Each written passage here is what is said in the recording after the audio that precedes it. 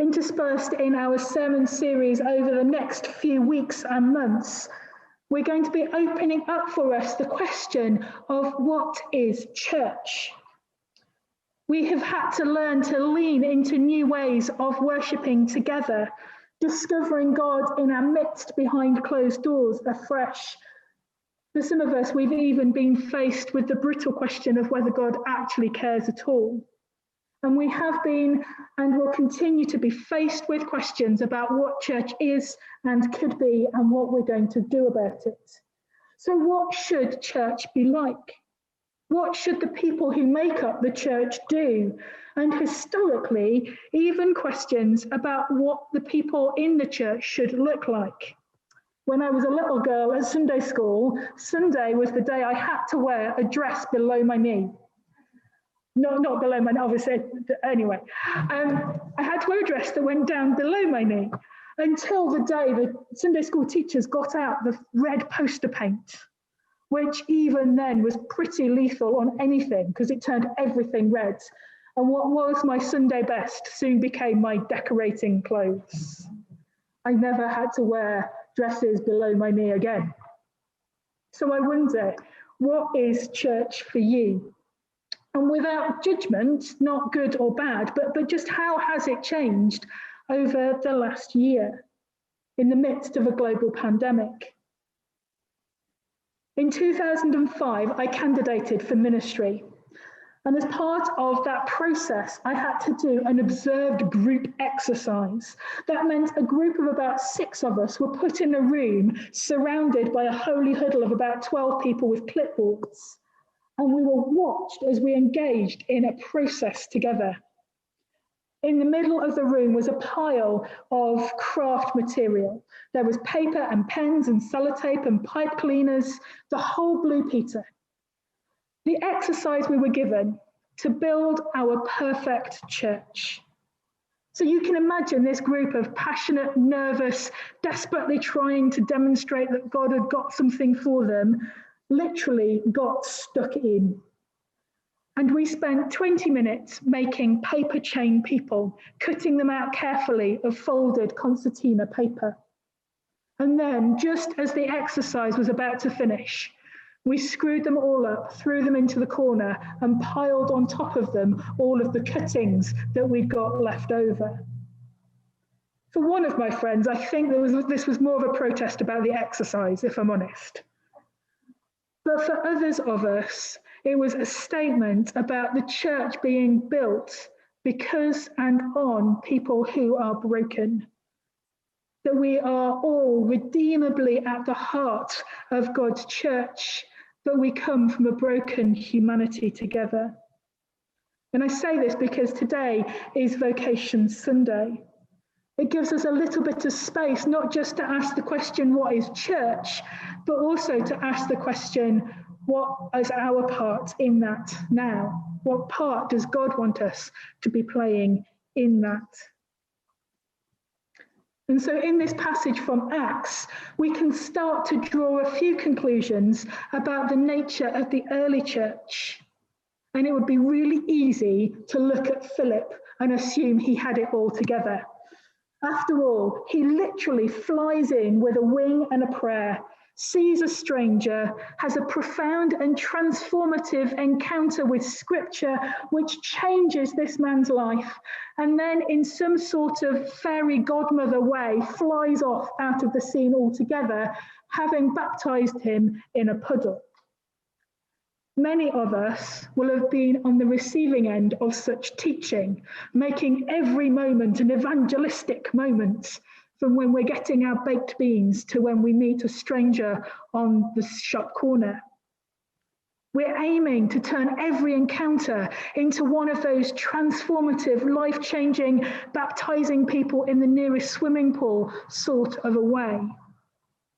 And yet I suspect that for many or most of us, that's not really our track record, or even, if we're honest, what we actually do. So what happens if Philip isn't the hero of the story after all? What happens if the thing that we need to be noticing from this story is actually the Ethiopian's perspective?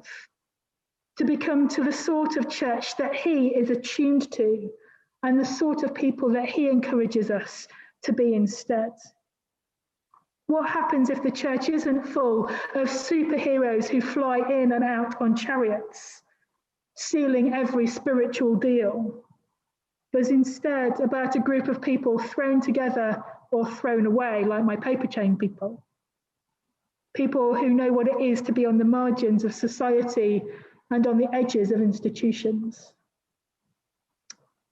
And I credit some of this thinking to my friend Simon Woodman at Bloomsbury Baptist Church, who's done quite a lot of work into the world of the Ethiopian eunuch.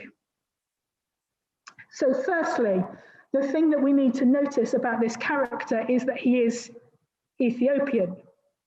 He's a black man traveling in a Middle Eastern diaspora. He looked different from the people around about him. And this is before the transatlantic slave trade and the Black Lives Movement. This is not some woke point. But we are told that Jews scattered to Ethiopia in the midst of a Babylonian exile. So it is possible that this stranger in a strange land is actually an Ethiopian Jew. Someone that was known for being on the inside and yet completely on the outside in his pilgrimage to Jerusalem. People would have drawn attention to his presence alongside them, just as Luke draws our attention to it in the text. And secondly, we're told that the Ethiopian eunuch is indeed a eunuch. And let's not press the detail too much, but Luke really wants us to pay attention to this as he uses the word 5 times in this passage, a relatively short story to which the word is hardly ever used in the rest of the Bible combined. So this matters. And it matters because it marks this man out as different. If you imagine him, what sort of a voice does he have? As a castrated man, he sounds like a child. I don't know about you, but I've never read this story and thought of him speaking in a high-pitched voice. It also means that because of the hormones that are impacted by his adolescent castration, he has really long, gangly limbs, but a really short, stubby body. He would look peculiar. The way he would move would look odd. And he wouldn't have grown a beard. In a land where beards were almost mandatory at the time, he would be clean shaven. Well, he wouldn't even be shaven because he wouldn't shave. He was unusual, he was marginalized, and he was safe for royal females.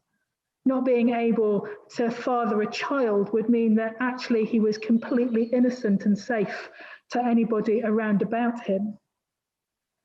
So here we come to this complex person, both a man but not, both the centre of society and yet completely aside from it, excluded and othered, devout and seeking God and yet unacceptable to God according to the rites and rituals of the time.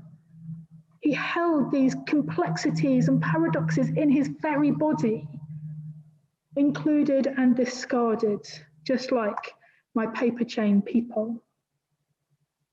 Simon writes this: there are many people in our world whose bodies, like the Ethiopian eunuch, tell complicated stories.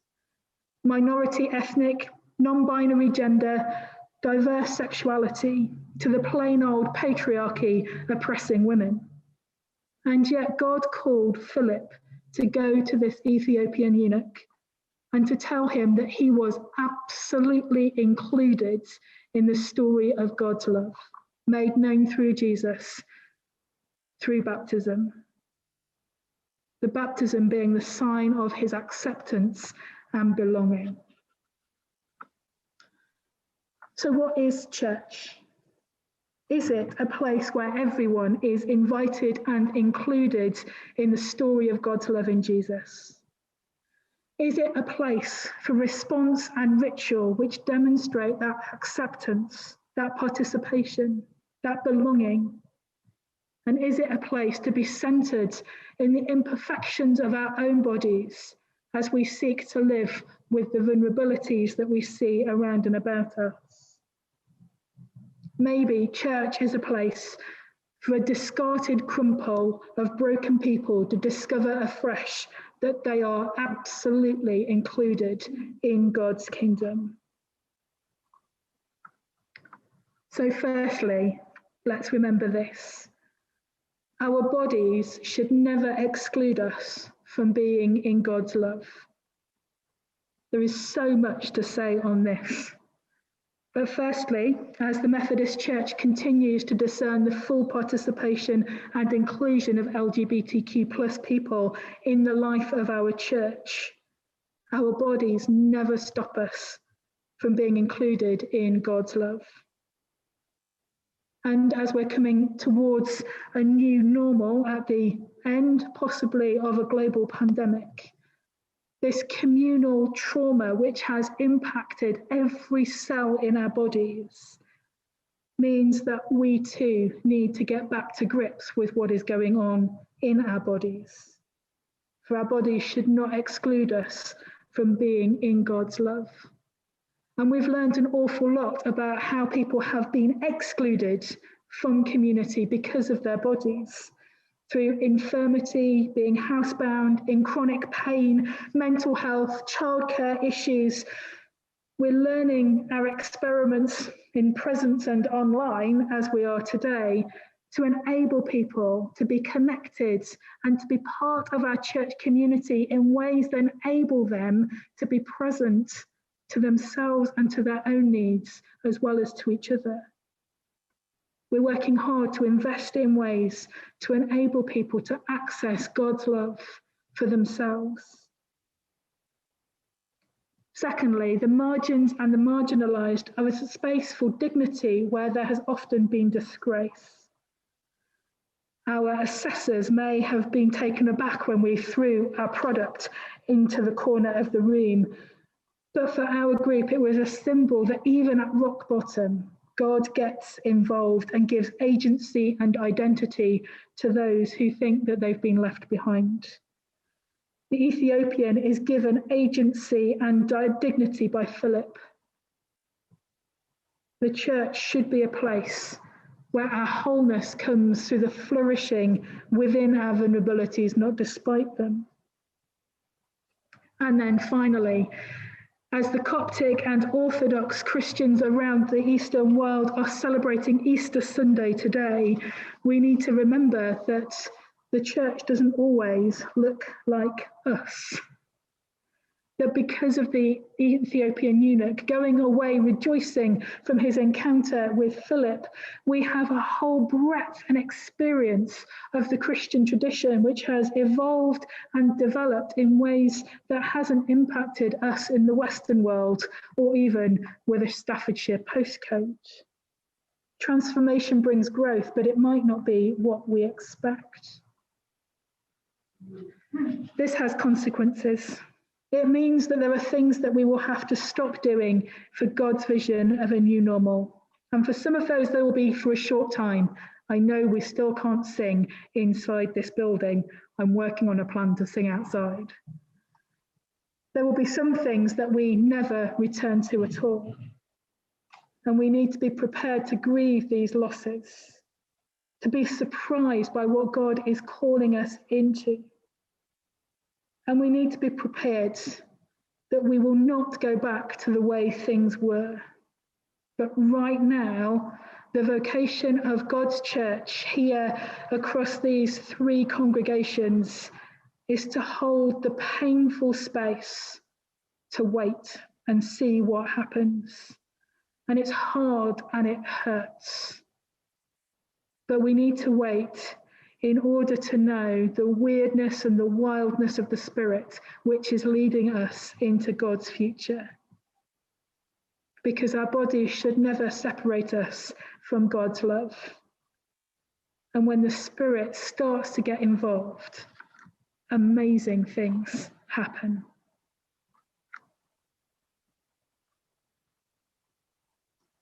And so we hear words, Jesus be the center, be the source, be my light, Jesus.